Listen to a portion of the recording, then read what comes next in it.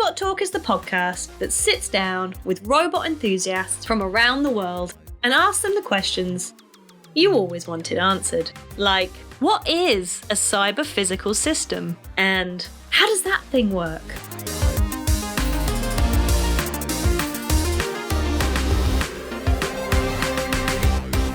Hello everyone! Welcome to Robot Talk. I'm your host, Claire Asher, and this week's episode is about the often invisible, interconnected systems that link our digital and physical worlds. From smart factories to autonomous vehicles. But first, I'd like to remind you to rate this episode and leave a review if that's something you can do on the platform you're listening on. And don't forget to share the podcast on social media or tell your friends about it. It really helps the podcast reach more listeners. So, without further ado, let's get on with this week's interview. I recently had a great conversation with Didem Gurdur Broo from Uppsala University about how to shape the future of robotics, autonomous vehicles, and industrial automation. Today, I'm chatting to Didem Gurdur Broo, an assistant professor at Uppsala University whose work focuses on the future of intelligent systems like collaborative robots, autonomous vehicles, and smart cities. Hi Didem, welcome to Robot Talk. Hello, thank you. Thank you very much. So you lead the Cyber Physical Systems Lab at Uppsala University. So first of all, for listeners who might not be familiar with the term, can you explain what we mean by cyber physical systems? So cyber physical systems is a term that is perhaps a new umbrella term that we can say. These are the systems that run physical processes and also are controlled by software.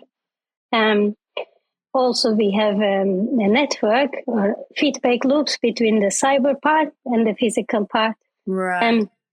When it is defined, it is not that easy to understand, really. Yeah. But they can be small systems like the vacuum cleaners, robots in the home, only one system, but it can be also like huge systems like intelligent transportation system or smart cities and similar.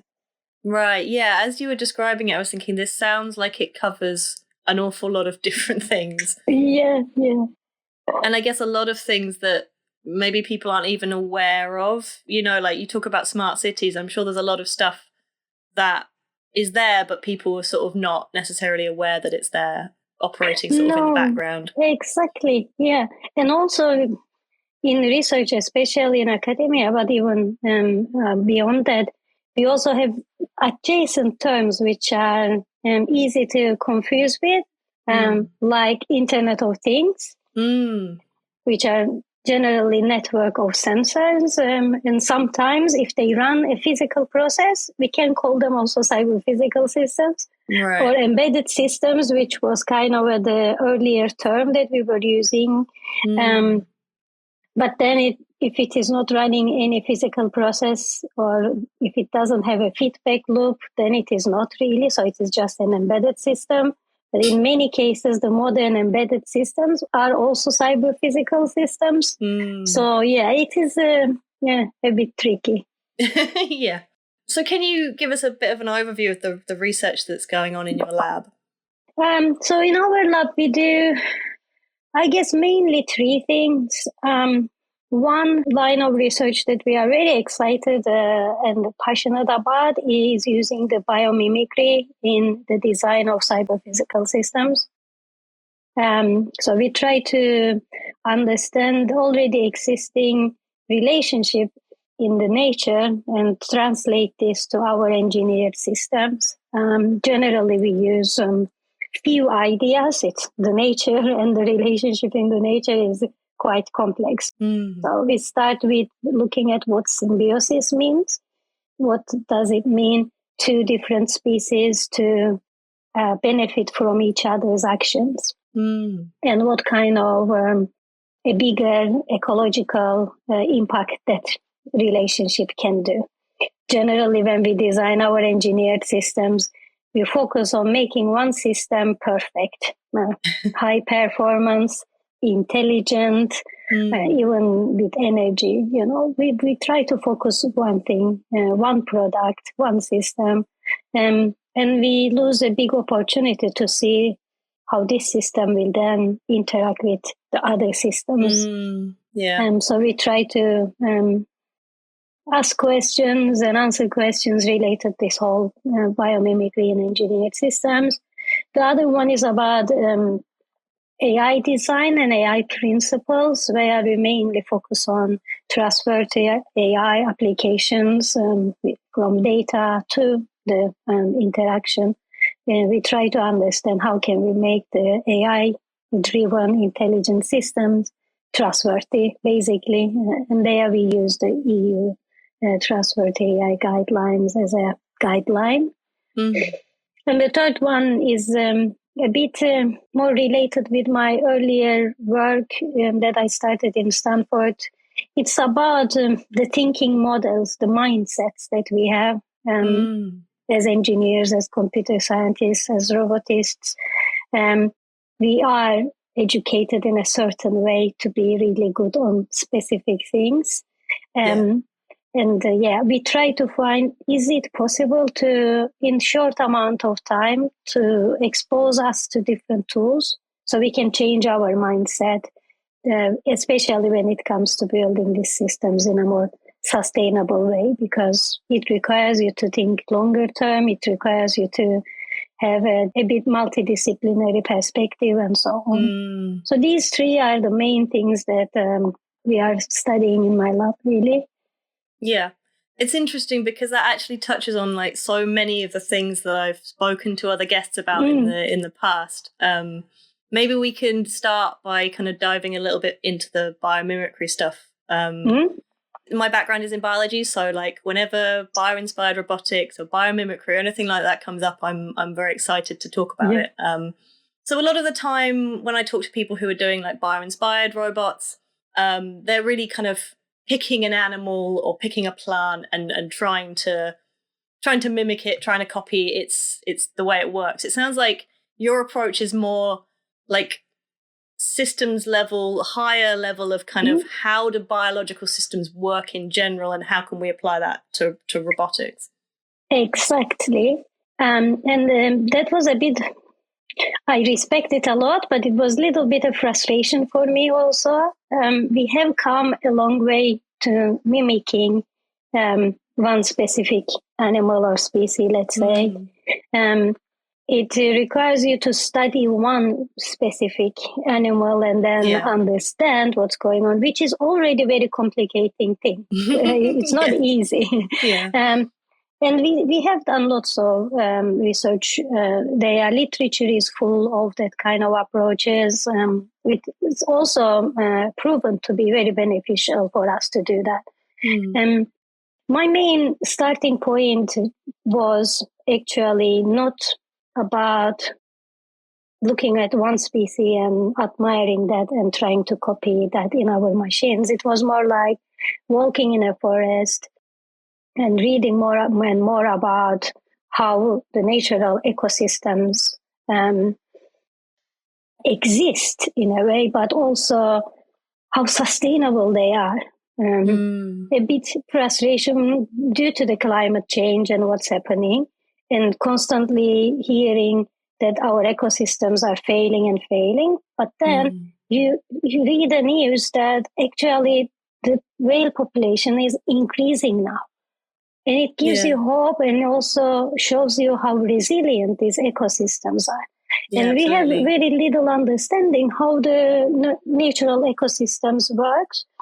One part of it is that because we are not ecological sciences and biology is very interested with this, but other than that, we are very much not interested with the living world that we are part of. So I really think that there are lots of opportunities when it comes to sustainability and resilience.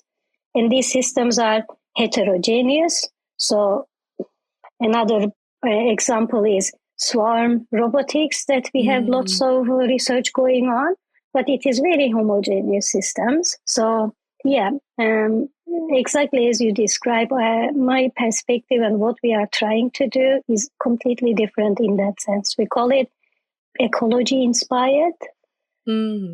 So is there a particular kind of ecological principle that you found really inspiring so far that you think we can apply usefully to cyber-physical systems?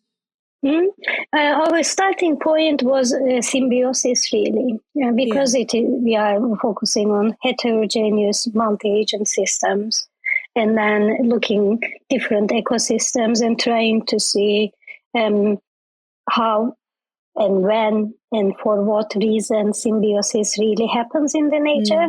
And it is a bit of a mind shift, because when we design these machines, we don't really design them with this mindset in mind. As I said, we focus on improving the performance of one specific machine product in a specific way. So it requires us to think differently.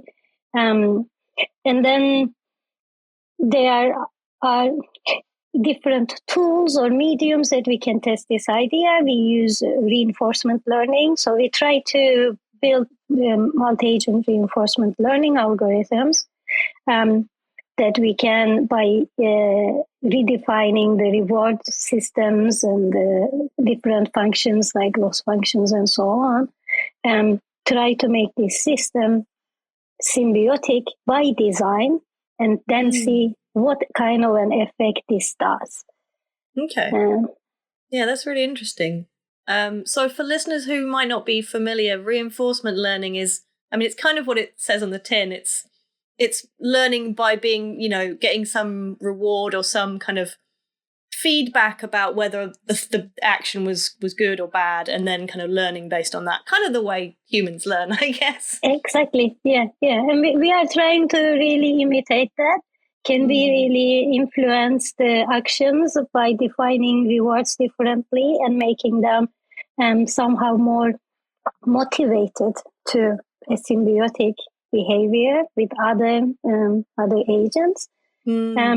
We just started. This is something that is not done. We didn't know what to do, how to do, which approach to use. It is just like, on one hand, it is incredibly rewarding, because it is like, I can say that I have an idea. I can say that this is something that will make a big change, which probably will fail, but you'll hope. Yeah, sure. But also, it is undiscovered, unexplored waters. We are trying our best. Our first results shows that actually some behaviors emerge because of different kind of reward structures, which is not planned. And also these emergent behaviors can be beneficial for the ecosystem. Okay. So it is really nice to see this kind of results. Yeah, it sounds like a really exciting kind of avenue of research. It makes me think of, so when I was at university, I was absolutely fascinated by game theory, which is a something that was developed in economics and has been then applied to biology. And it looks at how individuals can make decisions about, whether to cooperate or to compete with each other over resources, and things like that. Have you done any game theory with this kind of, how their interacting systems behave? Yeah, actually, in one of future projects, I am really hoping to get some kind of funding to work on these particular aspects, especially approaching from the game theory perspective and trying to also formalize some of what is happening, the dynamics and so on. Currently, we are not doing anything, but I have a well-structured proposal that has been submitted, and it is very relevant, as you said. I'm not surprised if you worked on game theory. I'm not surprised that it came to your mind. Really. Cool. Well, best of luck with that proposal, and I will keep an eye out to see what comes of that in the future. Yeah, I'll let you know. So you also mentioned kind of the ethical issues that arise and the responsible use of AI. Can you talk a little bit about that? So even though all the systems that we work in the lab are mainly, the first thing is cyber physical systems, so it means that software driven systems. In reality, most of the time, these systems are also smart systems or intelligent systems, and that means that we are using data and AI in our systems. It's kind of inevitable at this point to do not go for that. Though related with earlier conversation, the level of intelligence in the nature is not human level all the time. We are missing again another thing, that we want everything to be very smart all the time. And it, to me, doesn't really make sense. Very resource intensive, very energy intensive applications. But regardless of that, whenever we use data and whenever we have some kind of AI algorithms embedded to our systems, then there is a risk of a lot. Like, are we fair? Algorithmic biases and fairness is one part of it. And then the safety and the reliability of these systems becomes also a big question. Then also, what are the social implications that this system will really cause, or even, will there be any kind of consequences that we are not aware of? And how can we consider this while we are building these systems? And, the direction is, it is not doing these applications or not building these systems. Otherwise, I will be jobless. I want to do my job, but I want to do it in a good way, where we can ask difficult questions. Sometimes we forget to ask difficult questions because we want to answer everything that we ask. But sometimes it's not about the answer. It is just about asking the difficult question and then staying with that question and trying to come up with better ways to design these systems. Yeah, definitely. I guess the term AI is kind of bandied about these days very liberally, right? Like almost anything that displays any level of intelligence is described as AI at this point. And to an extent, I struggle to see really like where the line between software and AI is. Like, I know what the technical definitions are, and then you see how the word AI is being used, and it doesn't really apply anymore. It feels like a lot of the concerns that you just mentioned apply to a system, whether it is sort of what I would consider traditional software, where it's just been written in code by a human, versus like AI, where it has some ability to learn or adapt itself. Is the issue with AI then that we're not fully in control of it? It's making decisions that we're not sort of...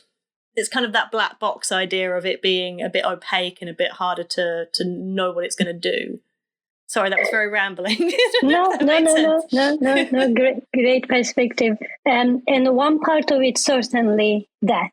One part of it is about we design AI models and the algorithms completely different than how we really do traditional V model. We call it software development, where you start with a requirement and then you go and design something and then you edit your code. It is completely different in a way. One is you tell what to do step by step. This is how we were used to do things. And then in AI, we just, any AI is again a huge umbrella term, but the risk is that sometimes we don't say step by step what to do. We just say some steps, and in between we say that these are the examples that you can see. And we put this model to training, and then we choose the best ones that reflects the reality or the right, and then we copy this 100,000 times. So it is completely different approach in that sense. For that reason, one part of it is about we don't know how these examples ends up being the true answer. In between, that process is not transparent. Secondly, the examples are one way or other chosen by some people. We don't know who these people are and how they are choosing these data sets. Are the data sets really representative of the reality? But another part of it is that reality what we want to see in the future also? Yeah, exactly. Because there are so many unbalanced, unequal, biased behaviors that is existing in the world. So if we are going to design a system, can we really at least strive to make it unbiased? And is it even possible to be unbiased? Yeah. Because this is also a very big question. So there are so many moving parts when it comes to AI, from the data to training to the end results, how they are used at the end of the day, and so on. That makes it interesting, but also very challenging. Yeah, that makes sense. So you've talked about a shift in the mindset for roboticists. What shifts would you like to see roboticists take on board kind of in their approach to designing cyber physical systems? Can I give a bit of a background? Sure. Yeah, actually, it was after my PhD. I felt very accomplished for an hour or two, and then very tired for another 2 days. And then afterwards, I was like, okay. So what have I really accomplished? What have I done? In Sweden, PhD is 5 years, and quite a long process, but in anywhere it is long. But here it is even longer. When I grow a lot as an individual. Yeah. But when I started my PhD, I had my master's degree in sustainable environment and energy systems as a computer scientist. So I was trying to design computer architectures which are energy efficient. Okay. And then we have computers everywhere. So even though little bit improvement, we make a big change. Yeah. This was the driving force of my motivation. But in PhD, you get even more narrowed down and you want to focus something. And then what I focused on was success. But it was a tiny thing that I didn't see how it will make an impact in the world. And I was very political. I am still, as a person, it drives me to want to do something good for this world. Yeah. So I was thinking that why I ended up here, what is wrong with this whole system, and how can I make a difference? And then I decided that most of the problems that I was working on was very much problem driven. We were focused on finding a solution, and I realized more and more that engineering field as a big field, we focus a lot to solve problems. But in 2024, many of the problems are not even defined. When it comes to sustainability, for instance, which is a very big topic for me, is we don't have questions. We as engineers, we need to come up with questions, or we need to be able to ask difficult questions, as I mentioned earlier. And that part, I feel that was not taught us enough. And I was thinking that how can we do this? How can we then be better designers of these future robotics systems, cyber physical systems?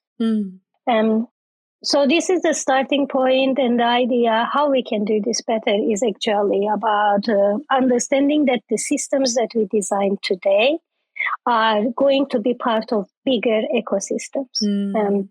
It's not the 80s anymore that we design a car and the car belongs to someone and it is there. Now the cars are very good example of cyber physical systems, are very intelligent, very interactive, and so on. So how can we do this by a bigger systemic perspective and so on? Yeah, fascinating. I love that the questions you're asking are so big. I mean, these will keep you busy for your entire career, I imagine. But they're fascinating. And perhaps that's my problem. I should be stuck somewhere. I think it's a worthwhile thing to be doing with your time. Didem, it's been great speaking to you today. I've been talking to Didem Gurdur Broo from Uppsala University. Thank you. Thank you.